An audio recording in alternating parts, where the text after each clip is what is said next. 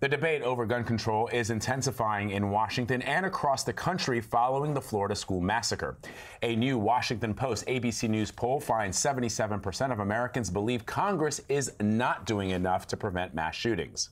And 62% say President Trump isn't doing enough himself. This comes as many people question whether the latest shooting will spark real change when it comes to our nation's gun laws. So CBS News White House and senior foreign affairs correspondent Margaret Brennan is following the very latest from Washington and joins us now.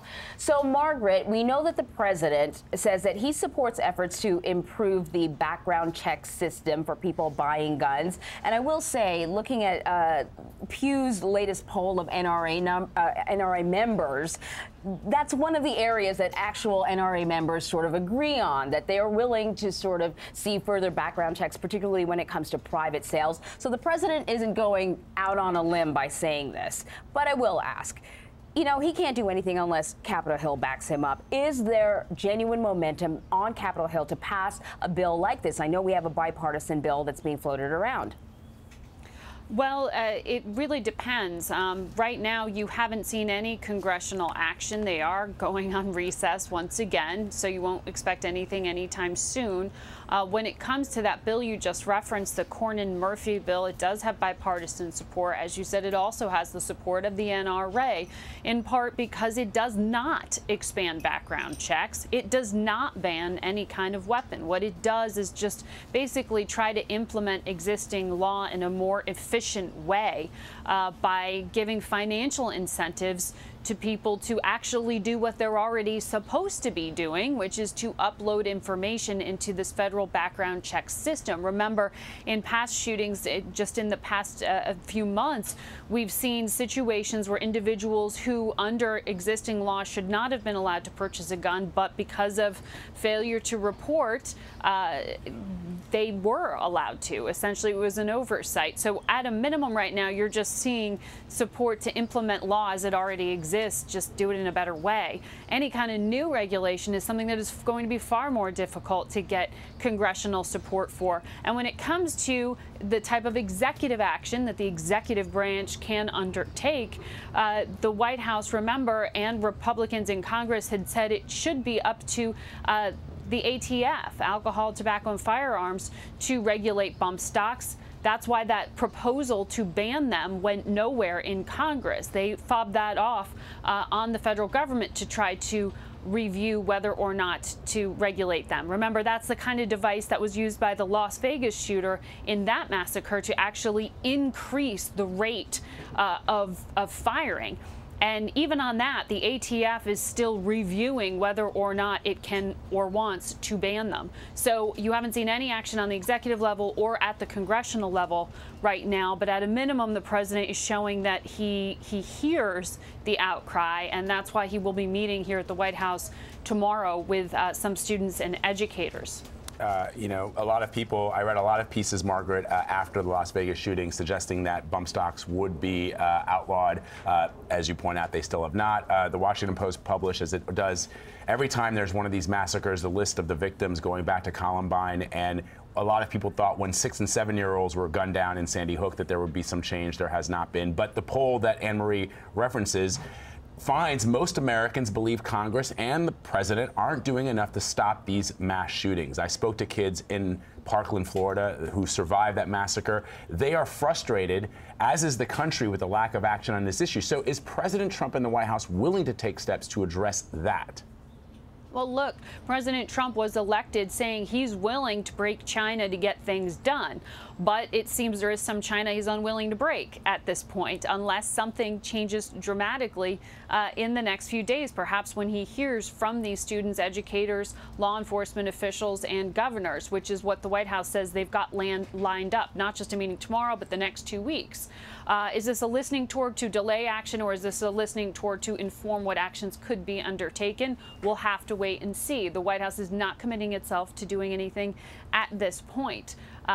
You know, this is something that you are likely to hear once again come up towards the end of the week when there's another big Republican conference, and there will be a lot of language, a lot of discussion on this issue. Is it something that reaches enough of a critical mass to force some review of actions that could be undertaken. That Cornyn-Murphy bill that we've been talking about does have bipartisan support, but even its co-sponsor, Democrat Chris Murphy of Connecticut, says it's not enough to deal with this epidemic. Margaret, before we let you go, I just want to switch gears a little bit and talk to you a little bit about Russia. The president has been up and tweeting on a variety of topics today, but his last tweet about just a half hour ago or so says, "I have been much tougher on Russia than Obama. Just look at the facts. Total fake news." Now, we know that the president refused to sign a bill that would have led to further sanctions on Russia. What is the president talking about? Has he been tougher? Look, it's kind of a straw man argument, and often one used by this White House, which is just to not talk about what you are doing, but to talk about how it's different than the last guy. It's something every White House seems to do. Don't blame me. Blame the guy before me. When it comes to actual U.S. foreign policy and national security on this issue of Russia, you have seen some tough language from the Trump administration. The question is whether it's been followed through by action. There have been sanctions. Look, the State Department, remember, they did shut down the San Francisco consulate for the Russian Federation. That was a big deal because that was the hub of their cyber operations in this country.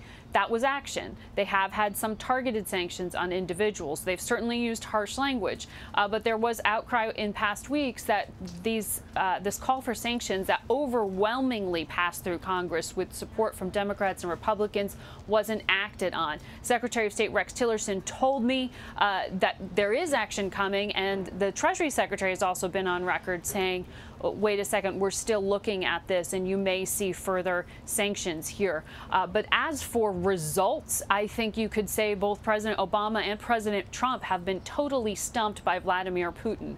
Rhetoric aside, they haven't achieved any of their goals laid out here. The Russians are still interfering in Ukraine. Neither have succeeded in ejecting them from there. The Trump administration did go a step further than Obama and is offering weapons to Ukraine to push away some of those Russian activists and Russian insurgents and militants in the eastern part of that country.